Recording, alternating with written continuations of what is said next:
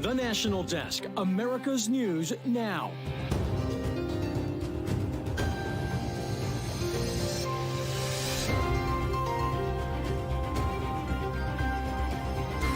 We issued a general travel warning for Americans all across the world to take caution. American citizens on alert as threats grow against U.S. interests abroad in the growing Middle East war. You understand that the state is asking that you truthfully testify at all hearings and proceedings and trials involving the co-defendants in this matter. I do. Guilty in Georgia, one of the 18 election interfering co-defendants strikes a deal, what it means for the others. And a failing grade for more than half of the states for drinking water in schools. What's behind the public health threat? This is the National Desk, America's News Now. I'm Amira David. As we come on the air, the State Department issuing a global alert telling all U.S. citizens abroad to exercise increased caution over escalating tensions in various locations around the world, citing the potential for violent demonstrations or actions towards Americans. We're monitoring conditions around the world. We're monitoring conditions in the region. We take a number of factors into consideration when making that determination. It's not necessarily any one thing, but everything that we're watching around the world. All U.S. citizens overseas are asked to enroll in the Smart Traveler Enrollment Program if they haven't, to make it a lot easier to be located in the event of an emergency. All of this comes as attacks continue against American forces located in the Middle East. The USS Carney naval warship intercepting 2 to 3 missiles fired by Iranian-backed Houthi members in Yemen today. Officials say it is unclear who was the target. The USS Carney entered the Red Sea through the Suez Canal yesterday to help security in the Middle East. Meantime, another U.S. military base was attacked by drones today, this time in Syria. 2 drones fired at the base. One was shot down. The other caused minor injuries. U.S. troops have maintained a presence in South Syria as part of a continued campaign to train forces against ISIS. Similar attacks were thwarted yesterday on 2 U.S. military bases in Iraq. This as fears of a widening war grow, with a new war front poised to open. The Israeli-Lebanese border becoming increasingly tense. Today, Israeli security forces striking targets in South Lebanon's Hezbollah-controlled territory after an estimated 20 rockets were launched at Israel from Lebanon. Israel and Hezbollah have been trading fire almost daily since October 7th, when Hamas mounted its initial attack. As Israel now prepares for a ground invasion of the Gaza Strip, concerns that fighting with Hezbollah, an ally of Hamas, could escalate the conflict. At least 3 Lebanese civilians have been killed in the crossfire at the border since October 7th, in addition to 1 Israeli civilian. Meantime, strikes on the Gaza Strip have intensified, and the death toll there is surging. At least 3,785 Palestinians are dead since October 7th. More than 12,000 there wounded. In Israel, the death toll remains at 1,400, with 3,400 wounded. The growing death toll renewing calls for humanitarian aid that is still being held at the Egyptian-Gazan border. It has yet to be cleared for entry, despite a said deal between the U.S., Israel, and Egypt to put it through. The situation growing more dire as hospitals report lacking medical supplies and available water, and food runs dry. President Biden has said aid could enter as soon as Friday. And in less than 2 hours, President Biden is expected to give a primetime Oval Office address on the war between Israel and Hamas at 8 p.m. Eastern time. The president will make the case to the American people to fund Israel amidst their war efforts, along with Ukraine. He's expected to make the argument that it is a matter of U.S. national security. Chief political correspondent Scott Thuman has more on the growing global fallout from the war. Images interpreted through different eyes. Some see President Biden with Israel's prime minister as allied solidarity. Others see it as taking a side, further escalating tensions. With the battles still waging on, President Biden backed Israel in his trip to the Middle East, but also promised help for citizens in Gaza, digging out, burying the dead, and now desperate for fuel, food, and medicine. I was very blunt about the need to support getting humanitarian aid to Gaza. Get it to Gaza and do it quickly. We have 31 Americans killed. We don't know how many Americans are hostages. And we got a president that wants to give money to Gazans? Give me a break. And questioning assurances it will get into the right hands. It cannot be misappropriated, cannot be taken by Hamas fighters for their own purposes, and so we're going to be watching that very closely. It has to get to Palestinian civilians. That despite Arab leaders snubbing Biden, canceling meetings with him while overseas. Meanwhile, American military hardware and vehicles delivered Thursday to Israelis, just as Hamas weaponry is now the source of controversy too. The Associated Press reports Hamas fighters likely used North Korean weapons during the initial assault, possibly provided from Iran. Many, like this Soviet-built 50 caliber machine gun. CNN assessing that firearms also appear to be altered Russian and Chinese weapons left behind on battlefields in decades past. All of these moves, including America's involvement in the war in Ukraine, perhaps only exacerbating the divide and that more figurative battle line that's been drawn between the United States and longtime foes like Iran or North Korea. Amira? Scott, I understand there are more signs of discontent beyond what you just outlined for us. Tell us more about that. Well, certainly. Take, for example, that controversial blast and explosion that took place at a hospital in Gaza.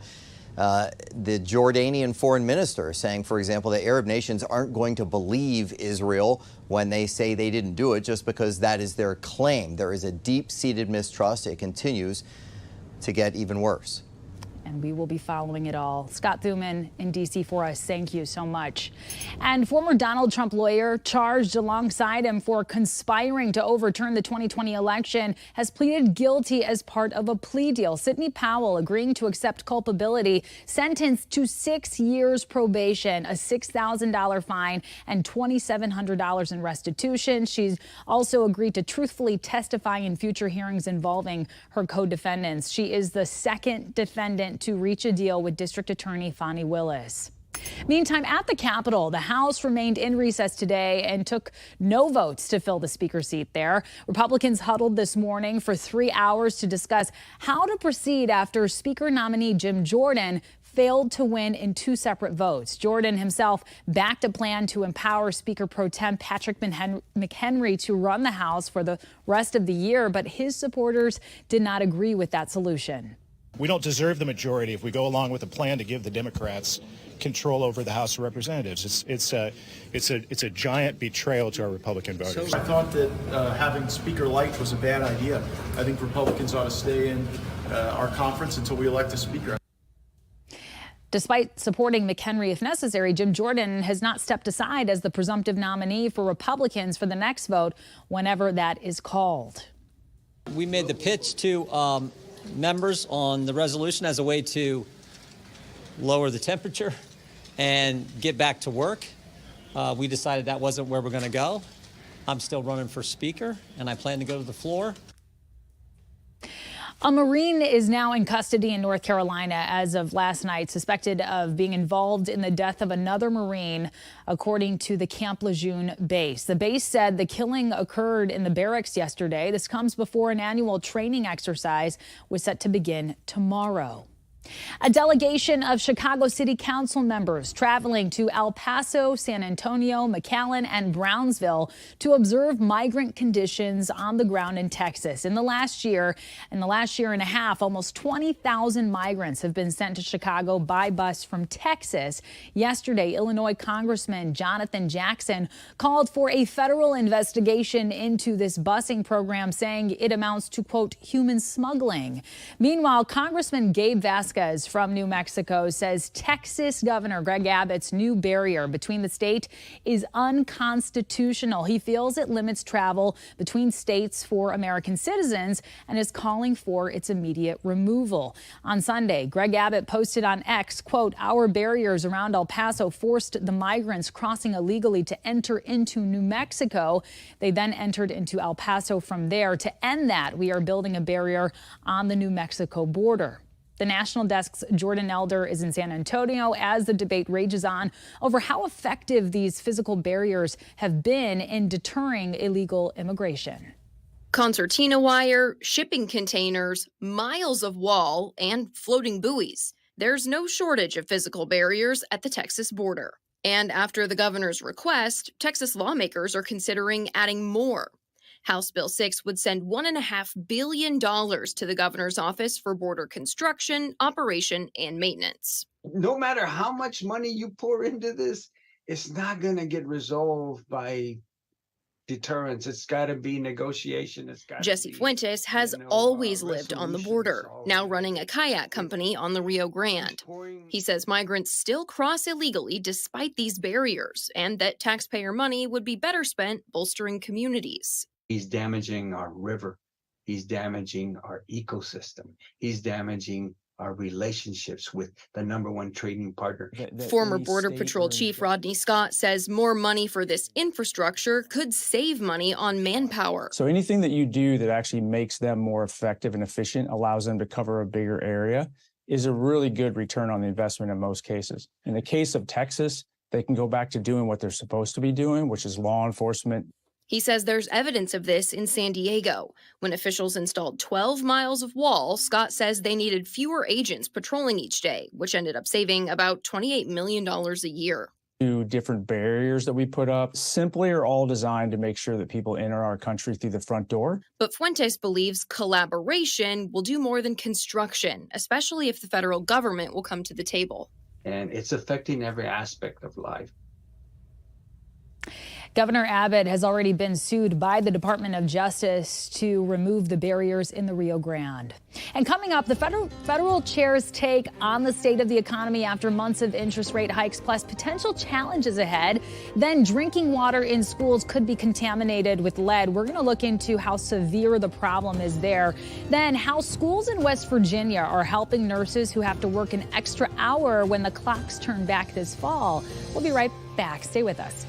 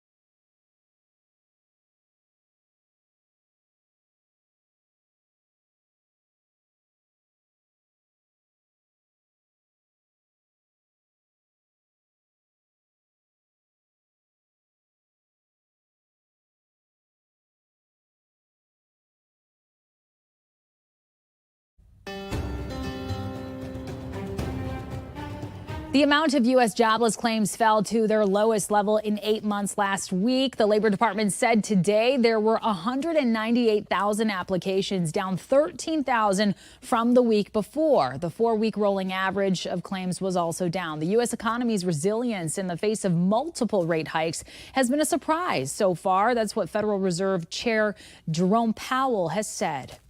We certainly have a very resilient economy on our hands. We've got the economy growing strongly. If you think back a year, many forecasts called for the U.S. economy to be in recession this year. Not only has that not happened, growth is now running for this year above its longer run trend. So that's been a surprise. While he says that's a good thing, it's also keeping inflation elevated despite multiple rate increases since last year. The Fed still aims to bring inflation down to 2%. That could remain a challenge, however, after the jobs report showed the labor market is still powering along. And Ford Motor Company let go of 150 more workers at its Sterling Axle plant in Detroit with a new total of more than 2,700 workers. Today, they are suggesting that by the end of the week, another 2,000 jobs could be cut, according to CNN Business. Meanwhile, UAW workers, they are on the picket lines and they are remaining defiant. They're in for the long haul for better wages, although times are getting tough for workers out of a job. In Cincinnati, a striking union member describes how bad it's getting as she waits for a new contract. I'm barely making it meet. I mean, I got 2 kids at home. We've recently lost our house. We have to move by this Friday, and I don't know, how we're going to make it. I just want them to get a deal together so that we can get back to normal and try to survive. Striking workers are being paid $500 a week from the UAW strike fund, but there is no end in sight to the end of the work stoppage. Federal regulators have given the green light to expand a natural gas pipeline in the Pacific Northwest. The pipeline runs through Idaho, Washington, and Oregon and will now be expanded to increase the capacity of natural gas transmission by about 150 million cubic feet a day. Some officials in California, Washington, and Oregon had requested this expansion to be denied because it undermines their efforts to reduce carbon emissions. They plan to appeal the decision. And developing now, another American journalist detained in Russia. That's according to the news outlet she works for, Radio Free Europe, Radio Liberty. Alsu Kurmasheva, a dual U.S.-Russian citizen, went to Russia for a family emergency in May and was detained at the airport in June. She is charged with failure to register as a foreign agent. We will continue to track that. Meantime, a former nurse at Oregon's only women's prison has been sentenced to 30 years in prison and 5 years of supervised release for sexually assaulting 9 inmates. 39-year-old Tony Daniel Klein worked at the Coffee Creek Correctional Facility from 2010 to 2018. The U.S. Attorney's Office says he abused his position of power. He was found guilty on multiple charges in July. A New York lawyer says the Gilgo Beach murder suspect could be connected to at least 2 more victims. Rex Auerman is charged in the deaths of 3 women who went missing in 2009 and 2010. Authorities say one of the connections could be to a missing woman named Shannon Gilbert. A lawyer says 4 new witnesses have come forward. Police say they will investigate all leads. Louisiana's Camp Brigard in Pineville has a new name. The complex is now called Louisiana National Guard Training Center Pineville after a ceremony yesterday. It's the latest installation that has removed the name of a Confederate soldier. A committee of military, local, and state officials helped decide on the new name. And scientists from the International Atomic Energy Agency are in Fukushima, Japan, to test radiation levels in fish after the nuclear plant there started releasing treated radioactive wastewater into the sea in August. One scientist said they don't expect to see a change. This comes after the agency determined that releasing the water would have very little impact. Meanwhile, in the United States, national environmental groups are calling lead contamination in drinking water at our nation's schools a serious public health threat. A new report gives an F grading to the majority of states across the country for not doing more to address the problem. Spotlight on America's national investigative correspondent Angie Moreski looks at concerns that even low levels of lead in school drinking water could be harming our kids. Safe drinking water at school is one of the most basic expectations parents have, but testing of school water nationwide is raising serious concerns. How big of a problem is this? It's a really big problem. Environment America Director of Clean Water John Rumpler is sounding the alarm. We're finding lead contamination is widespread in school systems across America. For this Get the Lead Out report, researchers reviewed available water testing data for schools nationwide and found in nearly every state, roughly half the schools tested found lead at 1 or more taps. Low levels of lead can do things like lead to loss of IQ points, stature, brain damage, behavioral problems, learning disabilities, and the like. The report grades every state on efforts to protect drinking water in schools. The majority, 27 states, got Fs. 8 got Ds, 13 Cs, only 3 got Bs, including Washington, D.C. public schools, and none got As. Nearly a decade now after the Flint water crisis, Michigan gets an F in the Grading the States report and still has no law or regulation to stop lead contamination in the drinking water in schools. Flint was thrust into the national spotlight in 2015 after the city changed its water source to the Flint River. It caused lead pipes to corrode, exposing some 100,000 residents to smelly, brown, lead-poisoned water and causing outrage. I'm definitely not ever drinking the water, and I'm never going to let my son drink it again. The dangers of lead contamination became a frightening reality for those parents, and now Environment America warns is still a concern today. Public health experts tell us there is no safe level of lead for kids. That's especially concerning for Tommy Covell, a parent and teacher in Grand Rapids, Michigan, who talked with Spotlight on America while picking up his son from school. Lead is a concern for me, but we want to make sure that our schools are safe places, specifically the dangers that it poses to our children. Environment America, joined by the U.S. Public Interest Research Group, National PTA, and National Education Association, sent this letter to the EPA calling for the agency to do more to protect water in schools by lowering the action level for lead in school water to no more than 1 part per billion from its current 15 parts per billion, saying that is simply too high to protect public health. The Get the Lead Out report also recommends replacing lead service lines supplying water to schools and replacing those old-fashioned water fountains with filtered bottle refilling stations, something Covell School has already done. In my classroom, I get to fill my bottle up very quickly and easily at any point, and it's clean water. Spotlight on America specifically asked the EPA if they will lower the action level for lead in water in schools to 1 part per billion. They would not answer that question directly, but provided information on a proposal to update and strengthen regulations for drinking water nationwide. For more on that, we'll have a link for you in this story at SpotlightInvestigates.com. For Spotlight on America, I'm Angie Moreski. Angie, thank you. Up next, the act of kindness given to nurses who are getting ready to work an extra long shift. Stay with us.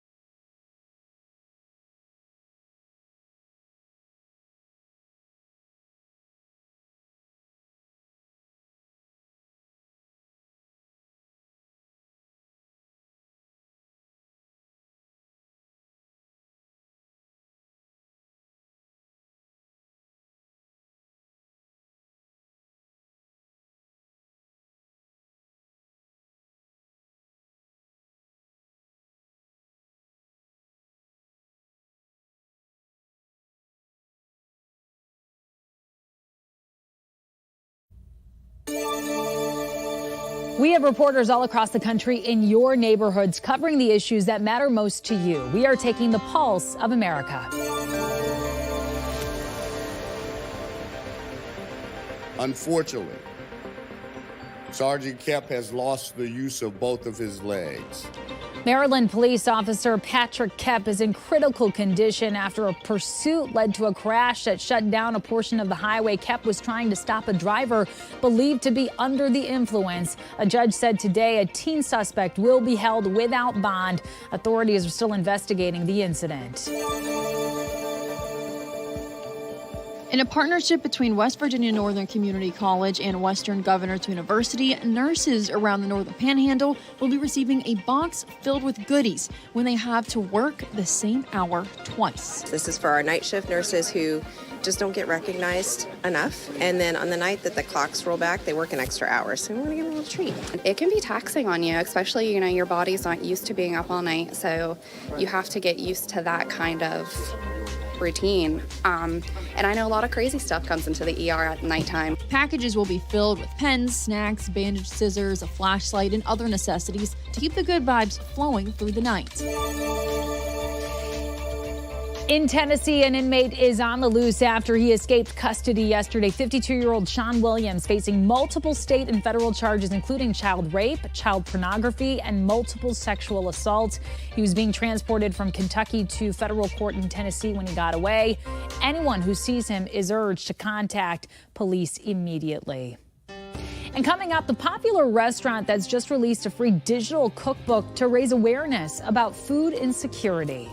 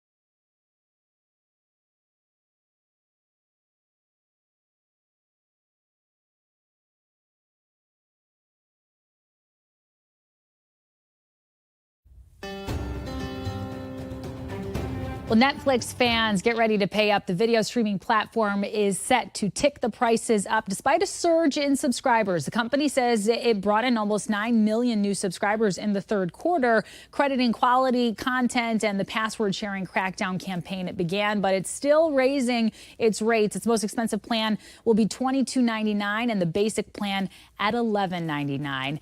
And Chick-fil-A lovers, if you missed some of the fast food joint's discontinued menu items or you have a Sunday craving, Chick-fil-A has you covered. The restaurant has released its first ever free digital cookbook. The company says it was inspired by Chick-fil-A's shared table program, and it was made to raise awareness of food insecurity and waste. Well, that does it for this edition of the National Desk. We invite you to join us again this evening for more coverage on America's top stories. Thank you so much for joining us.